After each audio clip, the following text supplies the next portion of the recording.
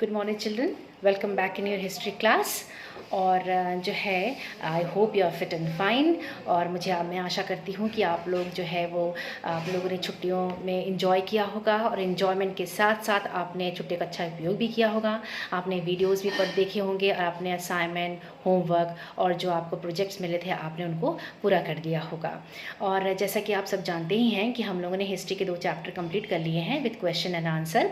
तो हम जो है आज जो हम शुरू करेंगे वो सिविक्स का पहला अध्याय है, पहला चैप्टर शुरू करेंगे जिसका नाम है सत्ता की साझेदारी। तो हम इस सेक्शन में, इस लेक्चर में जो है वो हम सिविक्स पढ़ेंगे, यानी नागरिक शास्त्र पढ़ेंगे। और नागरिक शास्त्र का पहला जो अध्याय है वो है आपका है सत्ता की साझेदारी, यानी इंग्लिश में कहते हैं उसको पावर शेयरिंग। बच्चों, तो हम इस विषय में चर्चा और डिस्कशन करेंगे कि व्हाट इज़ पावर शेयरिंग, यानी सत्ता की साझेदारी क्या है और किस प्रकार से ये लागू की जाती है। तो तो बच्चों चलिए हम शुरू करते हैं सत्ता की साझेदारी इस चैप्टर के पहले एक्सप्लेनेशन के बारे में। जो है सबसे पहले आज जो हम डिस्कशन करेंगे वो श्रीलंका और बेल्जियम की दो देशों की कथाओं के बारे में पढ़ेंगे कि यहाँ पे सत्ता की साझेदारी किस प्रकार से लागू की गई है और किस प्रकार से यहाँ पे देखी जा सकती है। तो बच्चों, हम शुरू करने से पहले आपने पढ़ा ही होगा, पिछले क्लास में 9th में आपने लोकतंत्र के बारे में पढ़ा था, यानी डेमोक्रेसी के बारे में आपने पढ़ा था कि डेमोक्रेसी की परिभाषा क्या होती है और ये किस तरीके से होती है और क्यों होती है और किस तरीके से डेमोक्रेसी स्थापित हुई। डेमोक्रेसी यानी गणतंत्र यानी लोकतंत्र जो है स्थापित हुआ, वो आपने पिछले अध्याय यानी पिछले क्लास में आपने पढ़ा था। तो इसी लोकतंत्र की यात्रा को हम जारी करते हुए यानी आगे करते हुए हम ये इस अध्याय में हम पढ़ेंगे कि किस प्रकार जो है वो लोकतंत्र में जो लोकतांत्रिक व्यवस्था में जो कोई भी लोकतांत्रिक व्यवस्था की जो सारी ताकत होती है वो किसी एक अंग या किसी एक पार्ट में तक सीमित नहीं रहती है, बल्कि उसका जो एक वो जो है इसमें जो इसकी जो पूरी ताकत होती है वो इसकी उसमें साझेदारी होती है, उसमें बंटवारा होता है। जैसे विधायिका है, न्यायपालिका है, कार्यपालिका है। इसमें क्या होता है, सत्ता की ताकत को सत्ता को विकेंद्रित किया जाता है, सत्ता की साझेदारी की जाती है ताकि लोकतंत्र का जो कामकाज है वो सुचारू रूप से यानी सही ढंग से जो है वो चल सके। इस तरह से सत्ता की साझेदारी की जाती है लोकतंत्र में। जब लोकतंत्र स्थापित होता है तो उसके लोकतंत्र की जो व्यवस्था होती है बच्चों, वो किसी एक इसमें सीमित नहीं रहती। ये आपने पिछले कक्षा में भी पढ़ा था इसके बारे में। तो इसमें न्यायपालिका, कार्यपालिका और विधायिका यानी लेजिस्लेचर, जुडिशरी और जो है आपका ये जो चीज़ें हैं वो क्या होती हैं, वो उसमें सत्ता को केंद्रित किया जाता है, विकेंद्रित किया जाता है और उनको जो है उसमें सत्ता की साझेदारी की जाती है। हम इस अध्याय में सत्ता के बंटवारे पे जो हम विचार करेंगे उसको आगे बढ़ाएंगे और बेल्जियम और श्रीलंका 2 देशों की कथाओं पर चर्चा करेंगे। और हम ये जानेंगे कि बेल्जियम और श्रीलंका की जो कथाएं हैं उनमें वहाँ की जो घटनाएं हुई वो हमें ये बताती हैं कि विभिन्न लोकतांत्रिक प्रणाली जो है, जो सिस्टम जो है, विभिन्न डेमोक्रेटिक सिस्टम यानी विभिन्न लोकतांत्रिक जो प्रणाली है, जो पद्धतियां हैं, वो सत्ता के बंटवारे की मांग को यानी सत्ता के बंटवारे यानी सत्ता की साझेदारी को किस प्रकार से अपनाती हैं, किस प्रकार से उससे निपटती हैं। और हम ये भी जानेंगे कि लोकतंत्र में सत्ता के बंटवारे की क्यों ज़रूरत पड़ती है, क्यों हमें सत्ता के डिवीज़न की बात क्यों होती, क्यों शेयरिंग की बात होती, क्यों बंटवारे की बात जो है वो लोकतांत्रिक में आवश्यक है। तो इस बारे में हम इस पे करेंगे। तो ये जो अध्याय है, जो आपका ये जो चैप्टर है, ये जो है गणतंत्र के मुख्य अंगों यानी लोकतंत्र के मुख्य अंगों में से एक प्रमुख अंग के बारे में आपको बताता है। वो है आपका सत्ता की साझेदारी। हम कह सकते हैं कि सत्ता की साझेदारी को हम कह सकते हैं कि सत्ता जो है विभिन्न समूहों, लोगों और राजनीतिक दलों में बांटी जाती है तथा इसकी जो बांटी जाती है और इसकी साझेदारी होती क्यों, ताकि सरकार एक सफल और सही और एक सुचारू रूप से जो है वो निर्णय ले सके। इसलिए सत्ता की साझेदारी होती है। तो हम जो है वो बेल्जियम और जो है वो उसके बारे में पढ़ेंगे। तो सबसे पहले हम जो है बेल्जियम और श्रीलंका के संदर्भ में सत्ता की साझेदारी पढ़ेंगे, क्योंकि हम जो है सत्ता की साझेदारी की अवधारणा को समझने के लिए हम उन देशों के बारे में उदाहरण के तौर पे पढ़ेंगे जहाँ पे पावर शेयरिंग यानी सत्ता की साझेदारी को अपनाने के लिए उन्होंने किस प्रकार की प्रणाली अपनाई, किस प्रकार वहाँ पे जो पावर शेयरिंग हुआ और क्या उसका प्रभाव हुआ, क्या उसका जो है वो रिजल्ट हुआ, इस सब चीज़ों के बारे में हम पढ़ेंगे बेल्जियम और श्रीलंका देश के उदाहरण को लेकर। तो सबसे पहले हम बेल्जियम और श्रीलंका के बारे में पढ़ते हैं, लेकिन इससे पहले जो है हम जो है वो सत्ता की साझेदारी की परिभाषा के बारे में जान लेते हैं। जैसा कि हमने अभी आपको बताया कि सत्ता की साझेदारी का मतलब हम कह सकते हैं कि सत्ता जो है विभिन्न समूहों, विभिन्न लोगों, विभिन्न राजनीतिक दलों में बांटी जाती है, यानी सत्ता की साझेदारी होती है ताकि जो सरकार है वो सफल और सुचारू रूप से निर्णय ले सके और उसका कामकाज चल सके। तो हम ये कह सकते हैं कि सरकार के विभिन्न अंगों के बीच शक्ति का विभाजन, यानी सरकार के विभिन्न अंगों में शक्ति का विभाजन या विभिन्न स्तरों पर सरकार में शक्तियों का विभाजन, ये हम कह सकते हैं सत्ता की साझेदारी की परिभाषा। तो सबसे पहले हम बेल्जियम की बात करेंगे, लेते हैं बेल्जियम और श्रीलंका के बारे में बात करते हैं। तो जैसा कि बच्चों की बेल्जियम और श्रीलंका के बारे में हम पहले इसमें पढ़ेंगे। पहला आपका बेल्जियम है। आपने देखा होगा कि संसार के मैप में उसमें आपने बेल्जियम आप देख सकते हैं कि बेल्जियम कहाँ है। बेल्जियम यूरोप का एक छोटा सा देश है, एक स्मॉल कंट्री है, यूरोप का एक छोटा सा देश है और क्षेत्रफल के अनुसार जो है ये हम हरियाणा से भी छोटा है, यानी हमारे जो स्टेट हरियाणा है उससे भी ये छोटा है। और इसकी जो सीमाएं हैं वो फ्रांस, नीदरलैंड, लग्जमबर्ग से मिली हुई हैं और इसकी आबादी करीबन 1 करोड़ की आबादी है, यानी हरियाणा से थोड़ी आधी से कम। और जो है जो ये छोटा सा देश है यूरोप का।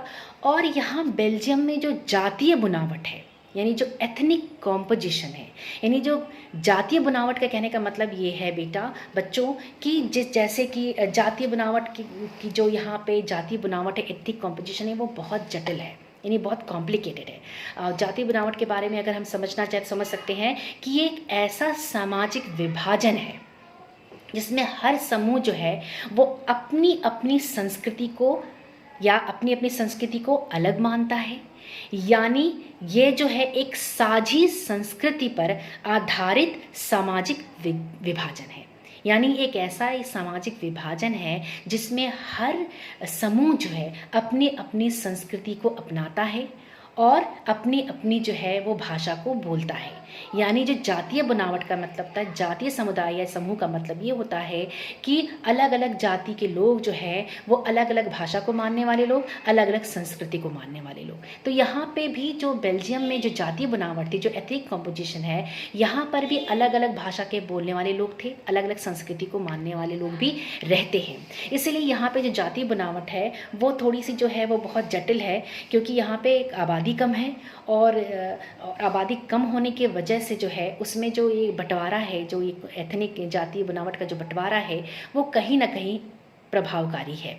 अब आप देखो कह सकते हैं, लेकिन अब जो ये जो इनका जो जातीय एथनिक कॉम्पोजिशन है, जातीय बनावट में जो जातीय समूह होते हैं, जो उनकी जो अपनी संस्कृति होती है, जो उनकी अपनी भाषा होती है, वो उनके पूर्वजों की दी हुई होती है, यानी वो पूर्वजों द्वारा पूर्वजों से चली आ रही संस्कृति को वो मानते हैं, पूर्वजों द्वारा चली आ रही रीति रिवाजों को मानते हैं। तो लेकिन ये ज़रूरी नहीं है कि ये ज़रूरी नहीं कि ऐसे समूह के सदस्य जो है वो किसी एक ही धर्म को मानने वाले हों, और ये भी ज़रूरी नहीं है कि उनकी राष्ट्रीयता भी एक ही हो, यानी वो अलग अलग धर्म के मानने वाले लोग भी हो सकते हैं, अलग अलग संस्कृति को मानने वाले भी हो सकते हैं। तो बेल्जियम की जो जातीय बनावट है, जैसा कि हमने अभी कहा कि वो थोड़ी सी जटिल है, वो थोड़ी सी टफ है, तो उसको समझने के लिए आइए हम समझते हैं कि इसकी जातीय बनावट है क्या, किस तरीके से इसमें जो है लोग बटे हुए हैं, कितने समुदाय में बटे हैं लोग। तो जातीय बनावट है, सबसे पहले हम पढ़ेंगे कि देश की जो कुल आबादी में जो 59% यानी 59% लोग जो है वो फ्लेमिश इलाके में रहते हैं, यानी फ्लेमिश जो एक छोटा सा इलाका है, छोटा सा प्रोविंस है, वहाँ पे रहते हैं और वो डच भाषा बोलते हैं। बाकी 40% यानी 40% लोग जो हैं वो बोलिनिविया क्षेत्र में रहते हैं, एक छोटा सा प्रोविंस है बोलिनिविया, वहाँ रहते हैं और ये फ्रेंच भाषा बोलते हैं। यानी 59% लोग जो हैं वो फ्लेमिश प्रोविंस में रहते हैं, क्षेत्र में रहते हैं, वो डच बोलते हैं। 40% लोग जो हैं वो फ्रेंच बोलते हैं जो बोलिनिविया में रहते हैं, और शेष यानी बाकी बचा 1% लोग जो है वो जर्मन बोलते हैं। और जो यहाँ बेल्जियम की जो राजधानी है ब्रुसेल्स, यानी ब्रुसेल्स की जो बेल्जियम की राजधानी है, इसमें जो है 80% लोग जो हैं वो फ्रेंच बोलते हैं और 20% लोग जो है वो डच बोलते हैं। यानी कुल मिलाकर जो है वो 80% लोग जो है वो फ्रेंच बोलते हैं और 20% लोग जो है वो डच बोलते हैं। तो बच्चों यहाँ पे देखिए किस तरीके जाति बनावट कैसी हुई कि 59% जो फ्लेमिश इलाके में रहता है तो वो जो है आपका डच बोलता है, और 40% जो है वो आपका बोलिनिविया में रहता है तो वो जो आपका आपकी फ्रेंच बोलते हैं, और 1% जो लोग उसमें कुछ ऐसे भी लोग हैं जो जर्मन भाषा भी बोलते हैं। तो कुल मिलाकर अगर हम देखें ऑन द होल पूरा मिलाकर अगर हम देखते हैं बच्चों तो 80% लोग फ्रेंच बोलते हैं और 20% लोग डच बोलते हैं। ये इनका एथनिक यानी जातीय कॉम्पोजिशन है, एथनिक जातीय बनावट है। अब जो फ्रेंच भाषा लोग जो है जो फ्रेंच भाषा को बोलते हैं वो तुलनात्मक रूप से यानी कंपैरिजन में तुलनात्मक रूप से जो है वो ज़्यादा धनी है, समृद्ध है और ताकतवर है। और उनको जो है शिक्षा का भी लाभ मिला, आर्थिक विकास का भी लाभ मिला, जिसकी वजह से जो डच बोलने वाले जो भाषा जो लोग हैं वो नाराज़ रहने लगे, उनसे थोड़ा सा वो गुस्सा रहने लगे, थोड़ा नाराज़गी रहने लगी। तो इसका कारण ये हुआ कि 1800 यानी 1950 और 1960 के बीच यानी 1950 और 1960 के बीच जो है फ्रेंच और डच बोलने वाले लोगों के बीच में एक टकराव सा रहने लगा, एक संघर्ष शुरू हो गया, एक तनाव सा रहने लगा।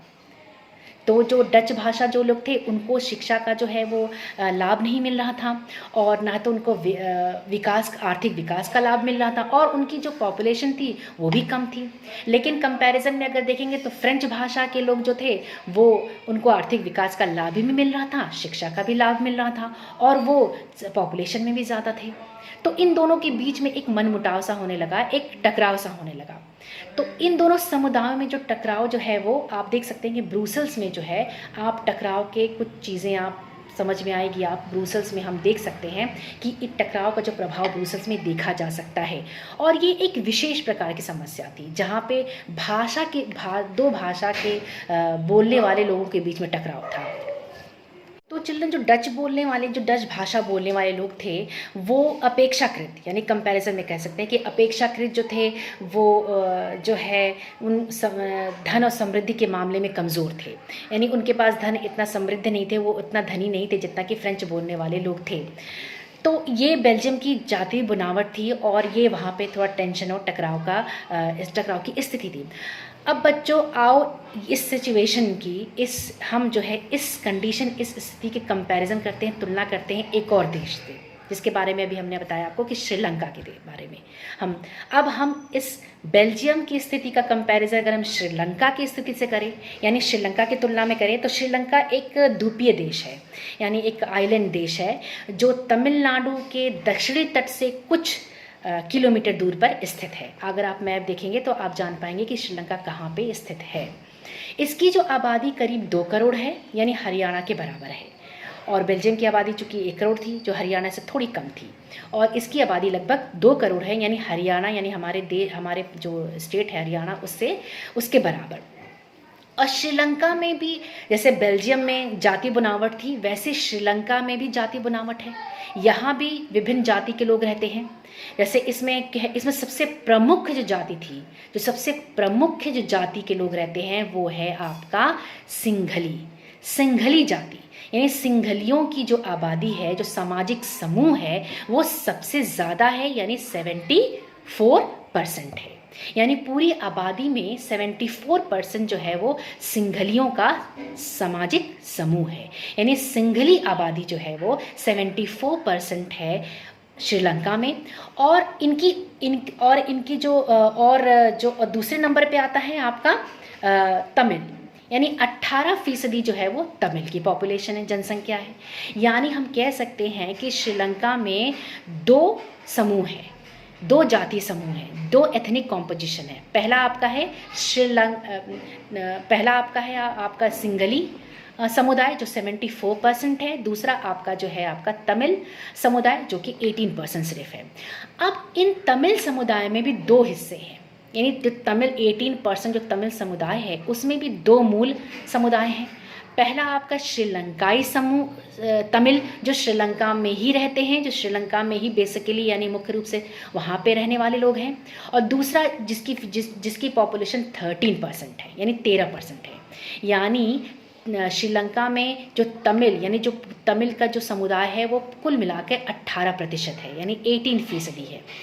उसमें भी उस 18% में भी तमिल 2 वर्गों में बटा है, एक श्रीलंकाई तमिल जो कि 13% है, और एक हिंदुस्तानी तमिल जो कि औपनिवेशिक शासनकाल में यानी जो ब्रिटिश राज में जब बागानों में काम करने के लिए भारतीयों को जो है ख़रीदा गया था और भारतीय मज़दूरों को बुलाया गया था बागानों में काम करने के लिए, उनकी ये संतान है, उनके जो है पौत्र हैं और जो कि हिंदुस्तानी तमिल कहलाते हैं। और तो मौजूदा श्रीलंका के नक्शे पे अगर हम समझें, अगर गौर करें तो हम ये पाएंगे कि जो तमिल जो है वो मुख्य रूप से उत्तर और पूर्वी प्रांतों तक फैला हुआ है। बच्चों, अधिकतर जो सिंघली भाषा लोग थे, जो सिंघली समुदाय को मानने वाले लोग थे, जो सिंघली भाषा बोलते थे, वो जो लोग थे वो बौद्ध थे, यानी बौद्ध धर्म को मानने वाले थे। जबकि तमिल भाषा के जो लोग थे, जो समुदाय थे, जो तमिल भाषी के लोगों में जो सिंघली भाषी लोग जो थे वो ज़्यादातर जो बौद्ध धर्म को मानने वाले थे, यानी बौद्ध थे। और जबकि तमिल भाषाई में जो लोग थे, जो तमिल भाषा में बोलने वाले थे, उसमें दोनों थे, यानी हिंदू भी थे और मुसलमान भी थे। और श्रीलंका की आबादी में ईसाइयों का जो हिस्सा था वो 7% था, यानी 7% था। अब वे सिंघली और तमिल यानी ईसाई जो थे, जो 7% जातीय बनावट में उनका 7% हिस्सा था, वो जो है वो सिंघली और तमिल दोनों भाषा बोलते थे। अब बच्चों, आप देख सकते हो कि बेल्जियम में क्या जाति बनावट थी और श्रीलंका में क्या जाति बनावट थी। दोनों में ही जाति बनावट का हिस्सा देखा, आपने देखा, असर देखा। दोनों में ही एथनिक कॉम्पोजिशन है। दोनों ही देशों में जो है अलग अलग समुदायों को मानने वाले लोग हैं और अलग अलग परसेंटेज भी है इनका, अलग अलग जो इनकी फीसदी भी है, अलग अलग ये जनसंख्या भी इनकी अलग है। तो अब ज़रा सोचिए ऐसी सिचुएशन में क्या हो सकता था।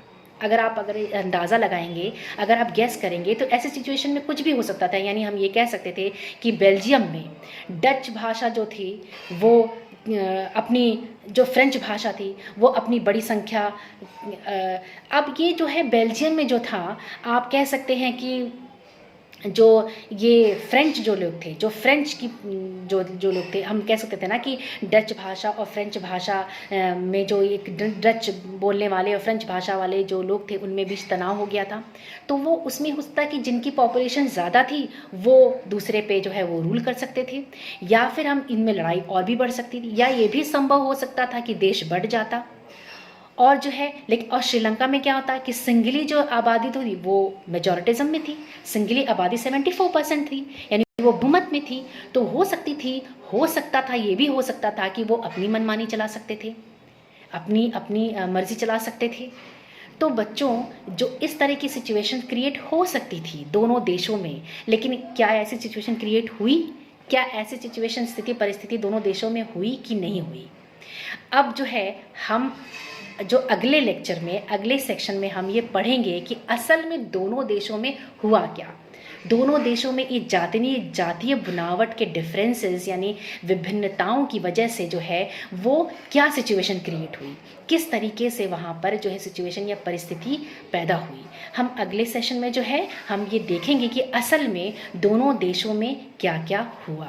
तो बच्चों, हम यहाँ पे आज जो है वो बंद करते हैं अपनी चर्चा, और अगले सेशन में जो है हम आपको पढ़ेंगे कि बेल्जियम और श्रीलंका में जो है वो सत्ता की साझेदारी किस तरीके से लागू हुई, और इस जातीय बनावट के बाद जो है वो श्रीलंका और बेल्जियम में क्या हुआ और किस तरीके से वहाँ पर जो है इन असमानताओं को दूर करने के लिए, इन समस्याओं को दूर करने के लिए वहाँ पे क्या क्या किया गया।